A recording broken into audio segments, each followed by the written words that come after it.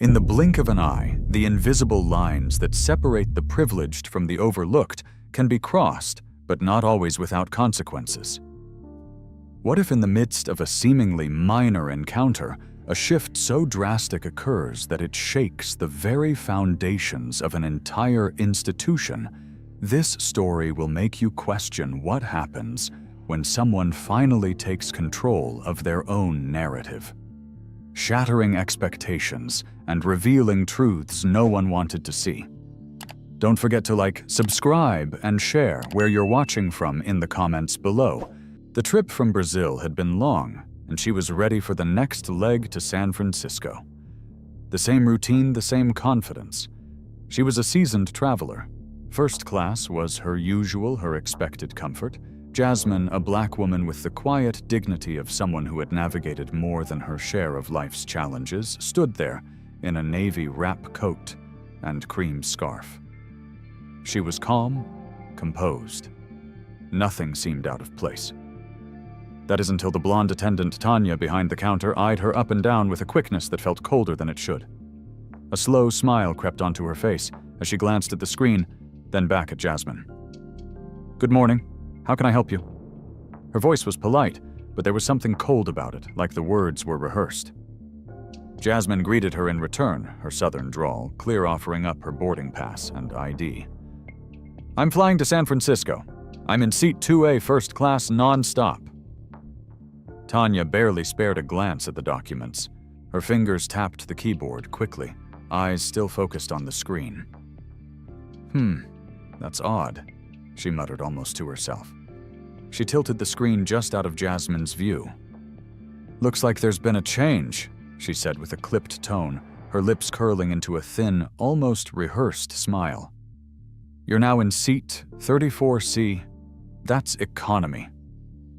Jasmine blinked the words, slow to register. "I booked 2A first class," she repeated, her voice even, but her patience thinning. Tanya simply shrugged and flashed that same insincere smile. "Systems sometimes make mistakes," she explained, voice smooth and practiced. "Maybe there was a flag on your ticket. I'll just need to get a supervisor." Jasmine paused for a moment, staring at the screen. Was this really happening? She had flown countless times first class every time. Jasmine had done everything by the book. She had double-checked her ticket just hours ago. There was no mistake, only a subtle shift in the way the system was now handling her presence. She knew this was something else entirely. With a sigh, Tanya glanced around for a supervisor. A few moments passed, and Jasmine felt the weight of every minute stretch longer as the line behind her grew. Passengers began to fidget, muttering under their breath about the delay. Time seemed to slow down as Jasmine stood trying to keep her calm, her mind turning over the situation. The supervisor, a man with a clipboard, walked up. His name was Grant, and he looked as if he was doing Jasmine a favor by even acknowledging her. His eyes skimmed over her without a second thought. "What's the issue here?" he asked, clearly uninterested. Tanya quickly explained the situation with practiced ease, her voice detached. "It's a system override," Grant said, waving his hand dismissively. "No error. You'll have to take seat 34C. Jasmine felt her chest tighten. "I have a confirmed first-class ticket," she repeated, her voice unwavering but firm. "I'd like to speak to someone who can explain this." Grant barely looked at her, nodding mechanically. "There's nothing to explain," he muttered. "The system is final.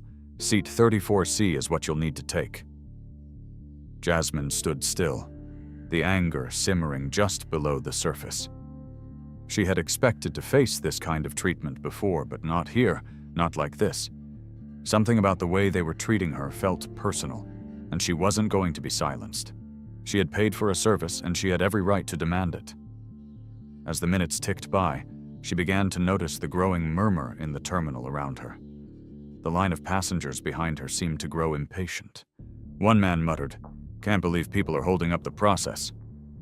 Another huffed and walked away, leaving the line behind. But Jasmine didn't move. She couldn't. This wasn't just about a seat on a flight. It was about something more. It was about dignity. Jasmine had been calm, but now standing at the counter with 1,000 eyes on her, It felt as though she was being reduced to something far less. Grant, after a long silence, picked up his radio and called someone else over. Another supervisor arrived. His name was Ron, and he barely acknowledged Jasmine as he stepped in front of her. "There's nothing we can do," Ron said bluntly, his eyes darting to the side where another agent stood at the ready. "The system says seat 34C. You'll have to take it." Jasmine remained still, holding her ground. "I'm not moving to 34C. I bought a seat in first class." Her voice remained even, but the frustration now tinged it barely controlled. "Can someone explain why my seat was reassigned?" Ron didn't meet her eyes. "There's no explanation," he said. "You're in economy now, no further discussion." Jasmine's frustration swelled. It wasn't just about the seat. It was the assumption that she didn't belong. It was the way they handled her, like she didn't matter. Jasmine stood still, her hands clenched tightly around her. Carry on the leather digging into her palms as the conversation around her blurred into the background. The line behind her was now a low murmur of impatience, but Jasmine's focus remained on Tanya and Grant, the two attendants who seemed so indifferent to her presence. Tanya had already returned to her computer, typing with mechanical precision, but Jasmine couldn't shake the feeling that this wasn't just an isolated incident. She wasn't being treated like a paying customer. She was being treated like a problem, a disturbance in the smooth flow of the system. As the supervisor Grant waved dismissively at the air, it was clear he didn't care about the situation, only the process. The machine that ran the airport, one that functioned perfectly well until a woman like her stepped in and disrupted its rhythm. "It's just a system error." He repeated the words like a hollow mantra. "Nothing we can do." Jasmine felt her frustration rising, but she controlled it. She wasn't going to give them the satisfaction of seeing her lose her temper. The more he ignored her, the more she felt like a ghost, an invisible woman who didn't matter.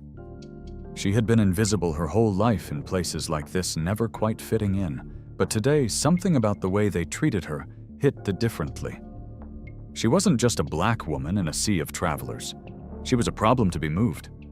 The people behind her, the murmurs growing louder, all felt like background noise. She didn't move as Grant turned and walked away, his expression unreadable, as if her plight wasn't worth his time. It took him only a second to dismiss her. "You'll need to take seat 34C, he said, already turning to deal with other passengers. "There's nothing else to discuss." Jasmine's grip on her bag tightened. "I'm not moving to economy," she said, her voice sharp but controlled. She wasn't going to let him pretend that this was just a mistake. She wasn't going to let him or anyone else treat her as less than she was. Jasmine had worked too hard, fought too long to let this go. She stood there refusing to be moved. Finally, after an agonizingly long pause, Grant turned back to her, the same indifferent look on his face. "Ma'am, the system is final," he said. "Take the seat in 34C or I'll have to call security." The threat was veiled in politeness, the same thin, fake politeness that had already been used to dismiss her in front of everyone else. Jasmine's heart raced, but she didn't show it. She wasn't afraid. If anything, she was more determined. This wasn't just about a seat on a plane. This was about dignity, about standing up in a world that constantly tried to push her down. She had been here before, in different forms, in different situations, where her voice didn't matter, where people didn't want to hear her. But Jasmine was done being quiet. She had already noticed the looks from the other attendants as they whispered among themselves, their glances fleeting but sharp. She overheard snippets of their conversation almost as if they thought she couldn't hear. "She doesn't look like the type for first class," one muttered, barely loud enough for Jasmine to catch. The words cut through her, but she refused to let them see it. It wasn't the first time she had been judged based on her appearance, based on the way she looked or sounded. It was the kind of discrimination that existed quietly, like a low hum always there, but never fully visible. She turned her gaze away from them, focusing instead on the rest of the passengers, their faces showing no concern for her. They had no idea what was happening. The world moved on around her as if she didn't matter. She was just another obstacle in their path. But Jasmine knew that wasn't true. Her presence was enough. She was more than a problem to be solved. Jasmine had worked hard for her place in this world, and she wasn't going to let anyone take it from her without a fight. As she stood there, her resolve solidified. Grant had left her standing at the counter, still holding her boarding pass. He hadn't even bothered to ask for it again. No one seemed to care that she was being mistreated. No one cared that she had paid for a service and wasn't getting it. She wasn't just another passenger. She wasn't a nameless, faceless person to be moved when it was convenient. But in that moment, standing in front of the check-in desk, she felt like one. Her thoughts began to race. This wasn't just about a seat. It wasn't about the plane. It was about how she had been seen, how she had been reduced to nothing more than a problem that needed to be corrected. How many times had she been treated like this? How many times had she had to fight for her place in a world that didn't think she belonged? Jasmine's mind was already racing ahead, already making a plan. This wasn't going to end here. She wasn't going to let them win. She wasn't going to let them define her. Jasmine stood in the growing chaos of the terminal, her grip on her carry-on bag tightening as her patience wore thin. The agents around her were moving at a quick pace, their faces devoid of any emotion, the clatter of keys and the soft murmurs of discontent from the waiting passengers filling the air. But Jasmine felt strangely detached from it all. She had become a fixture, an obstacle in their daily routine. They didn't look at her as a person, but as an inconvenience, a problem that needed to be managed. The sounds of the terminal voices, footsteps, boarding calls blurred together. Her mind was focused on the moment. She could still hear Tanya's dismissive tone echoing in her mind, the casual way she had dismissed Jasmine's legitimate concern. Her seat assignment had been changed without explanation, and instead of being treated as a valued customer, she was made to feel like she had somehow stepped out of line. No one had bothered to explain why the seat was changed, and no one seemed to care. Jasmine knew she wasn't imagining it. This wasn't just a mistake, it was deliberate. The dismissal had been calculated. As she stood in front of the counter trying to understand how this could happen, she overheard the low murmur of conversation between two other agents. One of them, a redhead in her 20s named Megan, was talking to an older agent, a man in his 40s.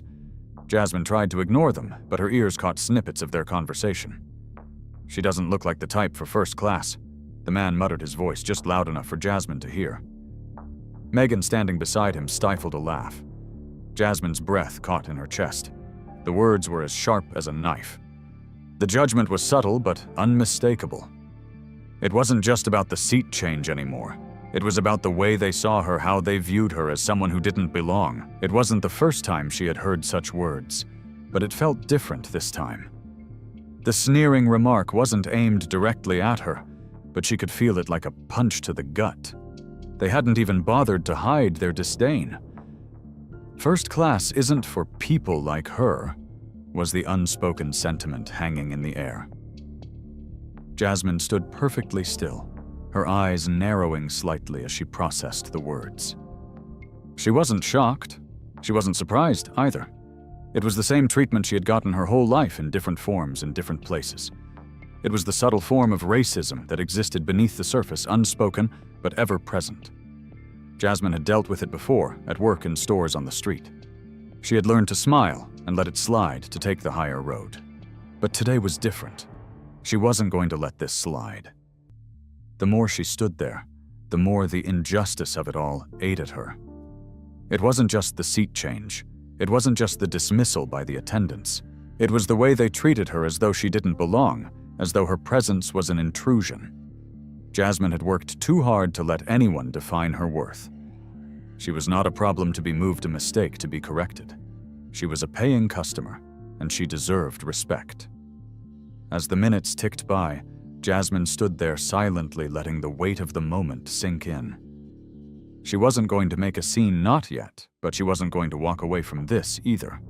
She had every right to be there, and they had no right to treat her like this. The agents, meanwhile, continued their work as though nothing had happened. Tanya continued checking in passengers, Grant was busy overseeing the process, and Megan the redhead was watching Jasmine from the corner of her eye, not making a move to intervene. She had heard the conversation too, and it seemed as though she didn't care. Jasmine caught Megan's eye for a brief moment, but the young woman quickly looked away, her face betraying no emotion.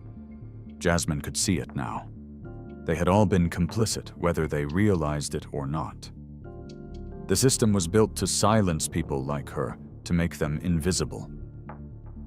The more she thought about it, the more she realized how deeply embedded this attitude was, not just in the airline, but in the world around her. She wasn't just an inconvenience to them, she was someone who didn't matter. Jasmine stood firm, determined to remain calm. She wasn't going to let them break her. But she couldn't help feeling that familiar sting of rejection, the sharp bite of being treated as less than human. She had fought her entire life to be seen, to be heard. And yet here she was again, invisible in their eyes. "Is there a manager I can speak to?" Jasmine asked, her voice steady despite the storm raging inside her. She had asked the question calmly, without raising her voice, without any hint of the anger she felt bubbling up. It wasn't just the seat. Jasmine stood rooted to the spot, the weight of the moment settling on her shoulders. It wasn't just about the seat anymore. It was about everything she had experienced, everything she had endured in her life. The looks, the whispers, the moments when people had decided she didn't belong. All those years of working twice as hard, being twice as good just to be seen as good enough. It was a familiar feeling. She had been here before, in different forms, in different situations, always the same. The feeling of being judged, of being othered, was something Jasmine had gotten used to. But today, standing in front of these airport employees, something inside her was different. This time she wasn't going to be silent. She wasn't going to let them off the hook. And just as she was steeling herself for what was to come, she caught the eye of a man across the room, standing near the security checkpoint. He had been watching the entire exchange, his gaze steady and unflinching, as though he could see the injustice unfolding before him. He was a tall man, perhaps in his early 40s, dressed in business casual, with a blazer and headphones hanging loosely around his neck. His face, though calm, betrayed a hint of recognition, as though he knew what was happening was wrong. The seconds felt like hours as Jasmine stood there waiting, watching. He stepped away from the wall, his shoes clicking softly against the polished floor as he made his way toward the counter. Jasmine couldn't help but feel a flicker of hope. Maybe, just maybe, someone else was going to step in. The man approached the desk with deliberate steps, and Jasmine couldn't help but notice the way he moved. There was a quiet authority about him, the kind that didn't demand attention, but commanded respect. He placed his boarding pass on the counter, and then without any hesitation turned to the agent behind the desk, Megan, the young redhead, who had been silently observing Jasmine's entire ordeal. "Excuse me," he said, his voice calm but firm. "I'd like to know why this woman was removed from first class." Megan blinked momentarily, taken aback by the question. It was clear that no one had expected this man to speak up. "Sir, I'm not at liberty to discuss other passengers," Megan replied quickly, her voice already shifting into the rehearsed corporate tone she had used when dealing with Jasmine. But the man wasn't deterred. "You made it public when you reassigned her in the middle of the terminal," he said, his voice growing slightly louder, but still controlled. "You humiliated her in front of everyone. I think I'm entitled to ask what rule was broken." Jasmine watched as the scene unfolded before her. For a brief moment, the world around her seemed to pause. The tension in the air was palpable, and she could feel every eye in the terminal turning to watch what was happening. The employees behind the desk looked uncomfortable, their faces twitching slightly as they processed what was going on. The supervisor, Ron, who had been overseeing the situation, walked over to the counter. His eyes flicked nervously between the man and Jasmine. "Sir, I need you to return to your seat," Ron said, his tone flat, though there was a hint of underlying hostility. "This has nothing to do with you." The man stood his ground, folding his arms across his chest as he locked eyes with Ron. "I'm making it about me because it's wrong," he said, his voice low but resolute. Jasmine felt a small smile tug at the corner of her lips. This man was speaking up, doing what no one else had done, calling out the injustice for what it was. But as the standoff continued, it was clear that Ron wasn't going to budge. "I'm asking you to return to your seat, sir." He repeated, his voice tight, his eyes now flicking toward the security officers in the distance. "Or I'll have to ask you to leave the area." The man hesitated, his eyes flicking briefly to Jasmine before returning to Ron. Jasmine could see the frustration building in him. This wasn't just about her anymore. It was about something larger. But even as he stood his ground, he seemed to understand that resistance here was futile. There was no place for confrontation in this space, not when the system was built to silence people like Jasmine. With a heavy sigh, the man turned his face set in a resigned expression. He didn't look back at Jasmine as he walked away, but she knew he had seen it too. He had seen how she had been treated, how she had been dismissed. As he passed her, he nodded once, just a small, silent acknowledgement that, yes, he understood. Jasmine nodded back the brief exchange, giving her a momentary sense of connection, of solidarity. It was as if he had seen her for who she really was, not just the invisible woman they wanted her to be. As the man walked away, Jasmine's mind began to churn again. She had hoped that maybe, just maybe, someone would stand up for her. But as she watched the man disappear into the crowd, she realized that this fight wasn't going to be won by relying on others. Jasmine's legs felt like they were made of stone as the security officer led her away from the check-in counter. She could feel every pair of eyes on her watching as she was escorted through the crowded terminal. There was no need for security to walk beside her, no need for any drama. They weren't treating her like someone who had committed a crime. They were treating her like someone who didn't belong. No words were exchanged between the officer and her as they walked down the sterile corridor. The lights above flickered occasionally, casting harsh shadows across the walls. Jasmine's mind was racing, trying to keep her thoughts in order, but everything felt like it was spinning out of control. She had been pushed aside, her first-class seat stolen away without an explanation. Now she was being moved like an inconvenience, like someone who was causing trouble simply by existing. As they turned a corner, the officer stopped in front of a small, windowless room. The door was plain, with no signs, just a metallic handle that matched the coldness of the situation. Jasmine felt the dread settle deep in her stomach. This was no accident. This was planned. The officer opened the door and motioned for her to enter. Jasmine stepped inside, her eyes scanning the empty space. The room was stark, with white walls and a small table bolted to the floor. 2 chairs sat opposite each other, and the sterile scent of disinfectant filled the air. There was no comfort here, no explanation, just a space designed to isolate her. The officer didn't say a word as he closed the door behind her, leaving her in silence. Jasmine took a deep breath, trying to steady herself. The door was locked, the light above her buzzing softly as she sat down in one of the chairs. Time stretched on each second, dragging longer than the last. She tried to make sense of what had just happened. The moment she had been moved from her seat, she had known something was wrong. But this felt different. She wasn't just being dismissed. She was being erased. She was no longer a customer. She was a problem. And problems, it seemed, were handled in rooms like this, hidden away out of sight, out of mind.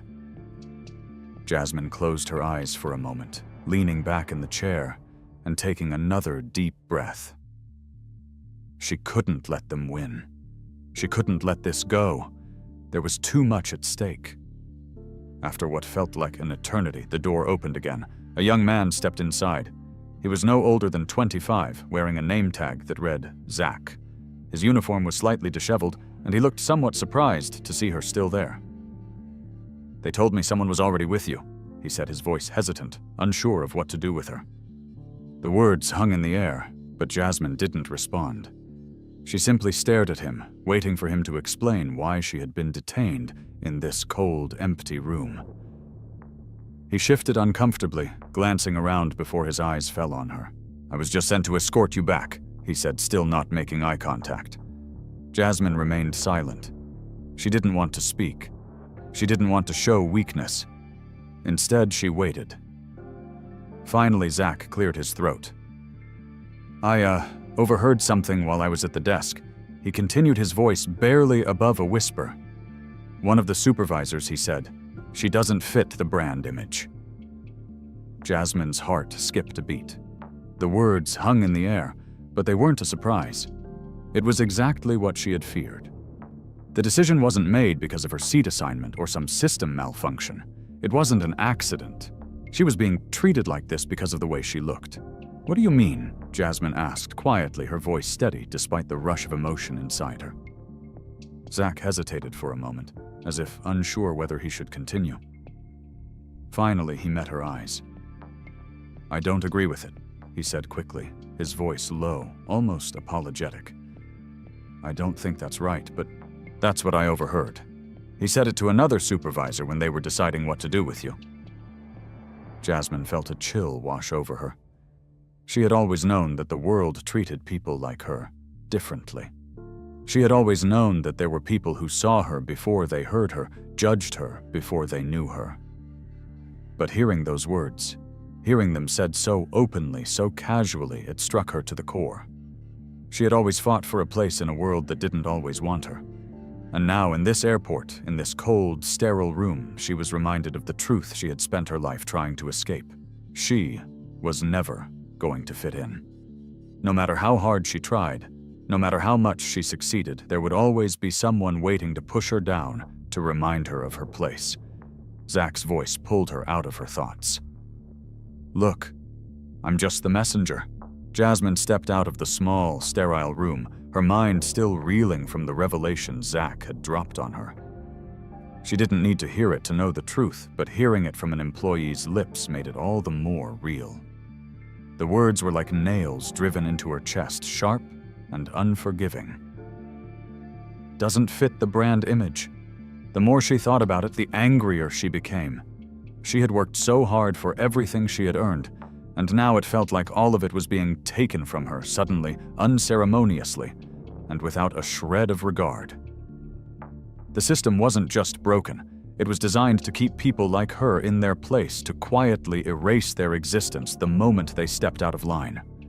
She had thought about it all the way through the sterile hallway, through the cold room, and now as she stood back in the bustling terminal, the weight of everything pressing in on her. When she reached the counter, Karen was there. Her lips curled into the same forced smile she had worn earlier. Karen didn't even look up when Jasmine approached. "Back again, huh?" she said with a hint of mockery in her voice. Jasmine's heart pounded in her chest. The room was filled with passengers checking in, some glancing at her in curiosity, others pretending not to notice. But Jasmine knew what was happening. She could feel it, the undercurrent of judgment, of disdain, of people who believed they had the right to dictate where she belonged. Jasmine swallowed the lump in her throat, standing tall and steady. She was not going to let Karen's small-mindedness get to her. Not now, not ever again. "I need to know where my luggage is," she said, her voice low but firm. Karen didn't respond right away. She continued to type on the computer as if Jasmine hadn't spoken. A few more moments of silence passed before Karen finally looked up, her eyes gleaming with a thin veneer of politeness that barely concealed the sneer.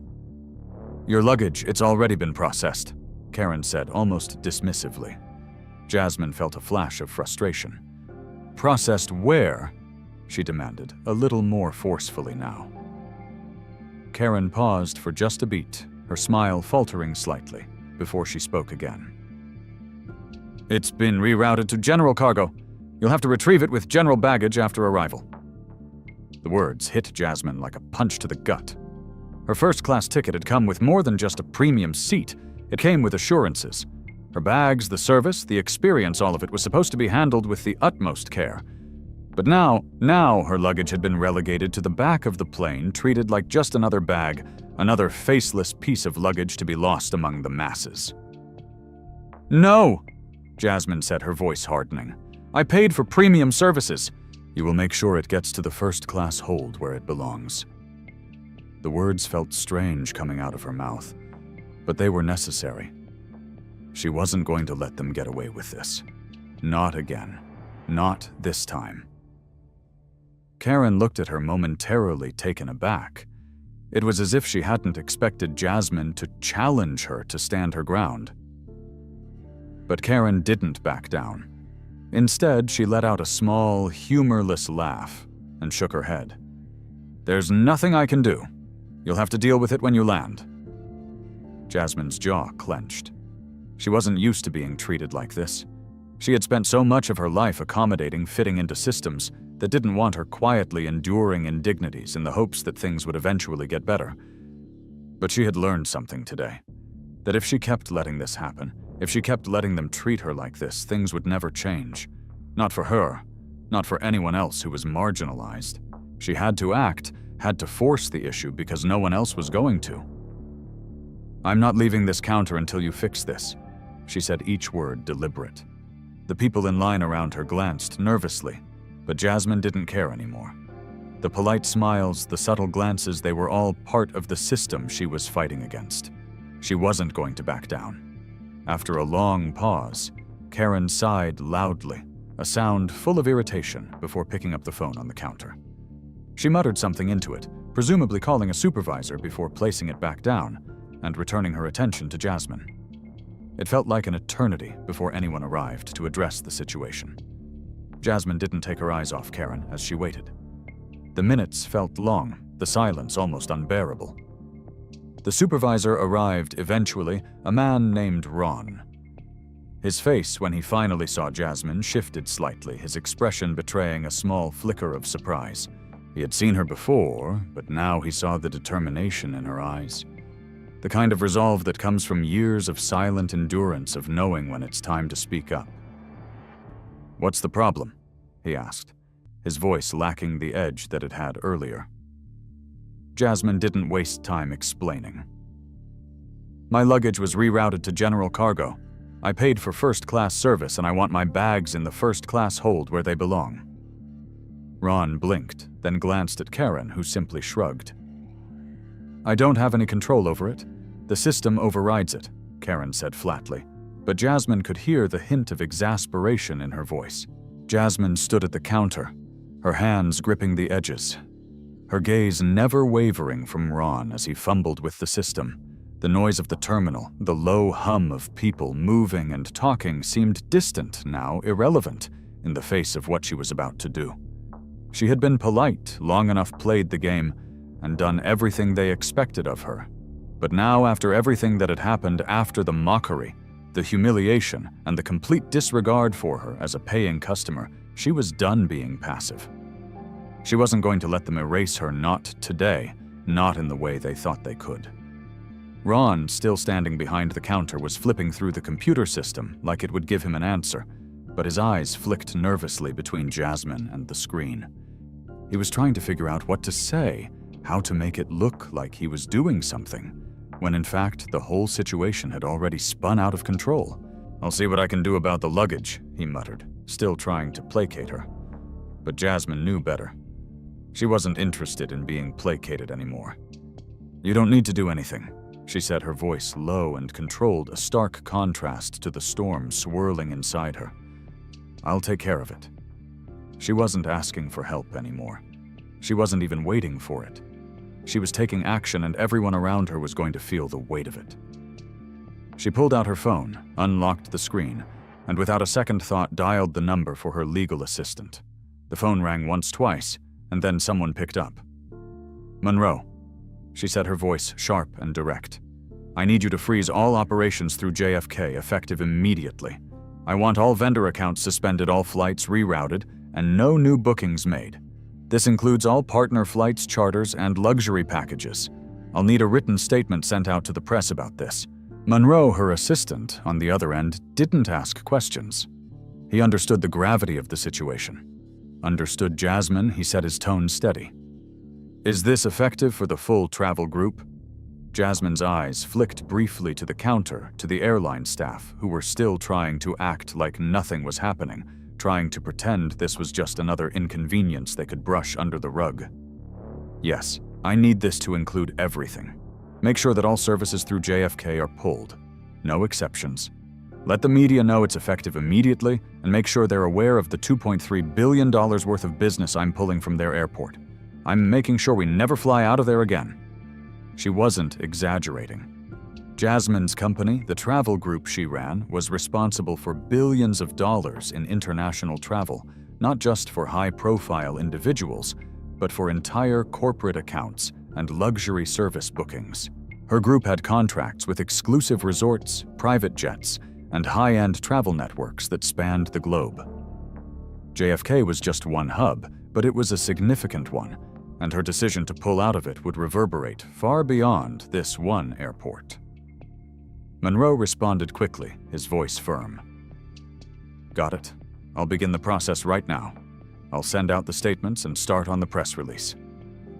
Jasmine's grip tightened around her phone as she hung up her thoughts, already moving to the next step. The system that had treated her this way wasn't going to be able to ignore the power she held. She wasn't just a passenger. She wasn't just another businesswoman caught in a trivial dispute. She had the means to shut down an entire segment of an international airport's operations with one simple phone call. The weight of that decision settled on her like a mantle. And though part of her hesitated, she knew she had already made the right choice. She was tired of being invisible, tired of being dismissed. She was taking control now, and she wasn't going to stop. Ron, still standing there, had no idea what had just happened. He had no idea how quickly everything could unravel when someone like Jasmine decided they had enough. He looked back at the system, then at her, but his gaze faltered. Jasmine could see the uncertainty creeping into his expression as the realization hit him. This wasn't a simple complaint.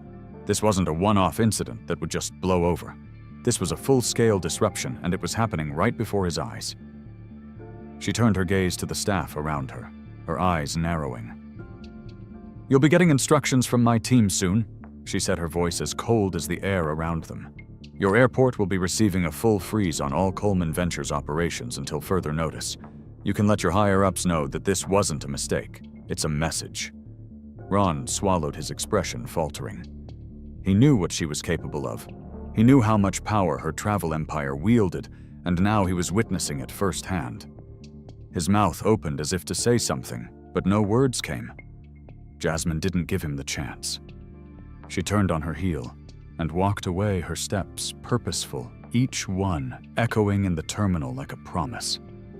The sound of her shoes against the tile floor faded into the background noise of the airport, but she knew that what she had set in motion couldn't be undone. As she passed the gate, she could feel the eyes on her, the whispers beginning to spread through the crowd. The hum of activity in the terminal began to shift. What had once been a steady buzz of travelers' check-in counters, clattering announcements, echoing over the intercom, and the rhythmic sound of footsteps on polished floors was now replaced by an underlying tension. Jasmine Cole had walked away from the check-in counter, but the ripples of her decision were just beginning to spread through the heart of the airport. She could feel the weight of it now, the responsibility that came with the power she had just activated. As she made her way through the concourse, her phone buzzed repeatedly with notifications. Monroe had wasted no time in executing her order. Within minutes of hanging up, the alert systems had gone out, and within the hour, the first whispers of her decision had reached the senior ranks of airport operations. She had frozen the entire network of services that depended on her travel group's business. The ripple effect was inevitable, but she hadn't realized how fast it would hit. Airport staff moved with a hurried, frantic energy now. No one was entirely sure what had happened, but the effects were clear. Bookings were being paused, flights were being delayed, and VIP services were suddenly unavailable. The usual hum of efficiency was replaced by a disjointed chaos, an absence of coordination. Jasmine smiled as she passed through the gates. The noise was subtle, like a wave building beneath the surface, but it was unmistakable. She wasn't watching from the outside anymore. She was in control of what came next. In her absence, the airline staff had no idea how to respond. Jasmine had hit them where it hurt by hitting their pockets. They had no way of understanding the true scale of what was happening until they started receiving alerts from their VIP clients who were now being redirected, or in some cases having their reservations completely canceled. Senior officials who had never bothered to look at the fine print of their most lucrative contracts suddenly found themselves scrambling to understand what had happened. Airport vendors and luxury service providers that had once relied on the influx of high-paying, high-profile passengers from Jasmine's travel group were now staring at empty registers, frantic calls, and canceled reservations. As Jasmine made her way to the lounge, she saw the senior operations managers huddled in frantic conversation near the security checkpoint. They were looking at their phones, trying to process the tidal wave of cancellations coming through their systems. One of the men, an older executive with salt and pepper hair, was talking on his phone with what appeared to be a high-ranking official. His voice was tight, trying to keep his calm, but his eyes were wild with panic. He glanced up, and for just a second his gaze locked with Jasmine's. There was no mistaking the recognition in his eyes. She had done it. The enormity of her actions had just hit him. He was talking to the man from the airport's executive board, but even as he spoke, it was clear that nothing could undo what had already been set in motion. Jasmine hadn't just made a decision. She had set off a chain reaction that no one could stop. She had pulled a $2.3 billion empire out of the airport in one call, and now the people in charge were scrambling to figure out how to repair the damage before it reached critical mass. It wasn't just a financial loss, it was a loss of face, a humiliation. She could feel the weight of it the way they were watching her, trying to process how someone like her had just torn through their carefully constructed world of privilege and control. They had underestimated her just as Tanya and the others had done when they mocked her at the check-in counter. They had thought she was just another customer, just another face in the crowd. But now they realized how wrong they were. Jasmine knew they wouldn't make the mistake again. The news had already started to spread. Monroe had ensured that it was front and center in the media within hours. The airport wasn't just facing a loss in revenue from the high-profile clients that Jasmine's group controlled. They were facing a full-scale public relations crisis. Jasmine's phone rang again. She answered it without looking. "We've had press requests coming in fast," Monroe said on the other end. "I've sent a statement to the media, but they're already picking up the story." "Let them," Jasmine said, a small smile playing at her lips. "The story will write itself. Let them feel the weight of it." Monroe didn't respond immediately. She could hear the rustling of papers and voices in the background. "Jasmine," he said, his voice now tinged with concern. "They're already scrambling. The airport is trying to fix it, but the fact that your company controls such a large portion of their luxury services, it's hit them hard. They're in full-on damage control mode." Jasmine nodded, though Monroe couldn't see her. "Good. Let them scramble," she replied, her voice cold but resolute. "Let them feel the consequences. This isn't just about losing money. It's about showing them that this kind of treatment has a price." She knew that pulling her company out of JFK wasn't just a business decision. It was a statement. Jasmine stood at the lounge, the bustling noise of the terminal now muffled behind the thick glass walls as she watched the scene unfold. The ripple effects of her decision were spreading fast, and she knew that soon the airport would be in full crisis mode. She had expected the chaos, expected the scrambling, but what happened next was more than even she had anticipated. The media picked up the story with an intensity she hadn't expected. Within hours, the viral nature of the incident became undeniable. News outlets began running stories about the mistreatment of a high-profile client by the airport staff, the details of the cold and dismissive attitude shown to her as she was shuffled through the airport like a problem to be hidden. The story went viral in a way that no one could have predicted. The public reaction was swift and unforgiving, and suddenly the employees involved in the incident found themselves under a public microscope. It was no longer just about a passenger being mistreated. It was about the systematic erasure of a black woman who had been nothing less than dignified in the face of discrimination, who had with a single phone call torn apart a carefully curated world of privilege and prestige. Karen was the first to feel the heat. Her mocking tone, her dismissive attitude toward Jasmine at the counter became the subject of every major headline. Airport staff mock high-profile client screamed one headline. Another read, "Airline's racist treatment goes viral after first-class passenger removed." And as the stories spread, more details began to emerge, the whispers from the back office now fully exposed. The public began to demand accountability. And they got it. Within hours, Karen was summoned to a closed-door meeting with her superiors. There was no warning, no grace period. She was fired on the spot. The media caught wind of it almost immediately, and the backlash was fierce. Karen, once secure in her role behind the desk, was now publicly humiliated, her career in ruins. As she was escorted out of the airport by security, the stares of her colleagues followed her, some of them filled with pity, others with an uncomfortable guilt. Jasmine's eyes followed Karen's departure from the lounge window. She didn't feel any satisfaction, though. Karen had been a tool in the system, an agent of the larger, more insidious machine that had made Jasmine's experience a reality. What Karen had done was harmful, but it wasn't the root of the problem. The issue ran much deeper than one employee's actions. It was about the system that allowed this type of treatment to exist in the first place. And Jasmine knew that. She understood that Karen, though she would pay the price now, wasn't the only one who needed to answer for this. Behind Karen's firing came the quiet realization that the airport was in full damage control mode. Ron, who had been the supervisor overseeing the entire ordeal, was the next to feel the repercussions. His failure to act, his indifference toward Jasmine's situation, didn't go unnoticed. The investigation into his conduct was swift. He had been complicit in allowing the mistreatment to happen, and now the airport's reputation was at stake. Within hours, Ron was placed on administrative leave pending an investigation into his handling of the incident. The same fate awaited a handful of other staff members involved, including Megan, who had been complicit in mocking Jasmine and sharing the humiliating photo in a private group. She too was suspended, though her suspension was more severe.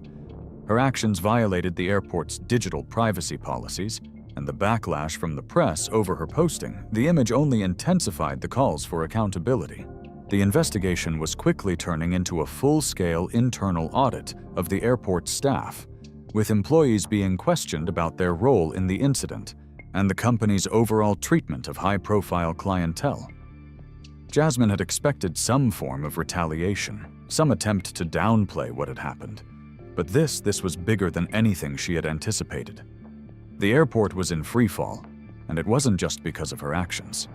It was because for the first time the public had been forced to look at the deep-seated bias that had long been allowed to flourish in spaces like these. The fact that it had taken a single call to bring the entire system to its knees was a wake-up call no one could ignore. Jasmine didn't feel triumphant watching this unfold. She didn't revel in the downfall of the people who had mistreated her. What she felt instead was a sense of deep, abiding relief. She had taken a stand, and in doing so, she had forced people to acknowledge the ugly truth that had been buried for so long. That wasn't something she could ignore. It wasn't about revenge. It was about justice. It was about showing that this kind of behavior wouldn't be tolerated. And as the days passed and the story continued to evolve, Jasmine found herself at the center of a much larger conversation. The media, once skeptical of her actions, now rallied behind her. They saw what she had done as a fight against an ingrained system of bias, and the public responded with overwhelming support. Jasmine's travel group had always been about more than just luxury services. It had been about providing an experience that was inclusive and respectful.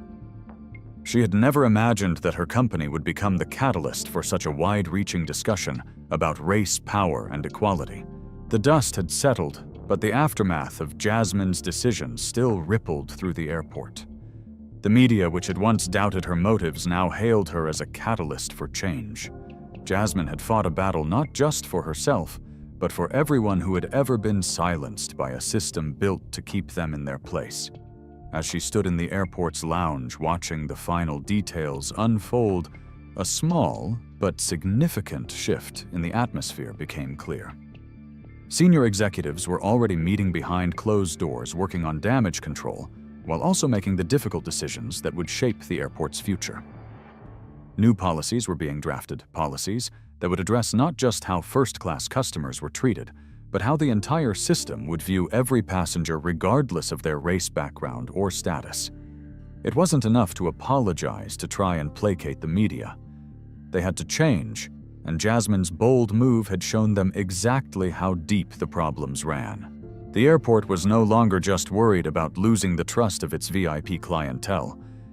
They were worried about losing everything: their reputation, their credibility, their standing in the global community. The ripple effect Jasmine had set in motion was something they could no longer ignore. The lessons were hard, but necessary. Jasmine had learned something along the way, too. When you fight for justice, you don't always get the satisfaction of immediate victory, but you create change that lasts. She had stood tall, unflinching in the face of adversity, and in doing so, she had exposed a truth that was uncomfortable, but crucial. She had shown the world that no one should ever be treated like she was. No one should ever be dismissed, ridiculed, or erased. The airport's leadership, now scrambling to restore the trust they had lost, quickly realized that the problem wasn't just about one incident. It was about a culture that allowed such behavior to fester, unchecked, for far too long. Jasmine's actions had revealed the cracks in their facade, the flaws in their carefully constructed world of privilege. And the result? Change. Real change. The airport began implementing comprehensive diversity training for its staff, focusing on inclusivity and respect for all passengers, regardless of their background. New protocols were put in place to ensure that every passenger was treated with dignity. But it wasn't just about new policies or training programs. The true change came when the people who had been complicit in the mistreatment, people like Karen Ron and others involved, were forced to reckon with their actions. Karen, fired in disgrace, had nowhere to turn. The media had painted her as the villain, and she had become a symbol of the casual racism that permeated spaces like the airport. It was a bitter pill for her to swallow, but the reality was clear: her behavior had consequences, and those consequences would follow her for a long time. But it wasn't just about her downfall. The story didn't end with her firing. Karen's path to redemption began with something simple: self-reflection. She had taken the first step toward understanding the impact of her actions. She had been called out publicly and harshly, but the moment she stepped away from the terminal and the world watching her, she found herself faced with a choice: wallow in regret, or do something about it. She chose to do something. Karen, like many others who had failed to acknowledge their privilege, began the long road to self-awareness. She started volunteering for a nonprofit focused on racial justice, determined to learn about the systemic issues she had helped perpetuate. It wasn't a quick fix, and it wasn't easy, but it was a start. Meanwhile, Ron and others who had been placed under investigation were also given the opportunity to reflect on their role in the airport's failure. Ron in particular found himself questioning his actions, his lack of intervention, and the way he had simply allowed the system to run its course without trying to change it. The investigation led to more suspensions, but it also led to some of the staff deciding to take a different path. They enrolled in leadership programs focused on conflict resolution, empathy, and systemic inequality. They realized that their complacency had played a part in perpetuating the cycle of mistreatment. Jasmine had turned their world upside down, but in doing so, she had also given them a chance to make amends. The ripple effect was undeniable. The airport slowly but surely started to rebuild, but it wasn't the same airport it had been before. It was one that now understood the importance of diversity and inclusion not just as a buzzword, but as an essential part of its operations. Jasmine had achieved something more than she had set out to do. She hadn't just won her battle. She had sparked a movement, one that would continue to evolve long after the headlines had faded. As for Jasmine, she knew that her fight wasn't over. There would be more battles, more obstacles, and more people who would try to push her down. But she also knew that she had the power to change things. She had already done it once. She had stood up for herself for every person who had ever been overlooked, and in doing so, she had made sure that no one could ever make her feel invisible again. The change she had set in motion would last, and it was her legacy. Jasmine wasn't just a woman who had been wronged. She was a woman who had changed the system, who had shown the world what it meant to fight for justice, dignity, and respect. And in that fight, She had won something that couldn't be measured in dollars or power. She had won the freedom to be seen, to be heard, and to take her place in the world with the same confidence and strength she had always known was hers. The end. If this story resonated with you, don't forget to like and subscribe for more powerful stories. What part of the plot struck you the most? Let us know where you're watching from, and drop your thoughts in the comments below. We'd love to hear from you.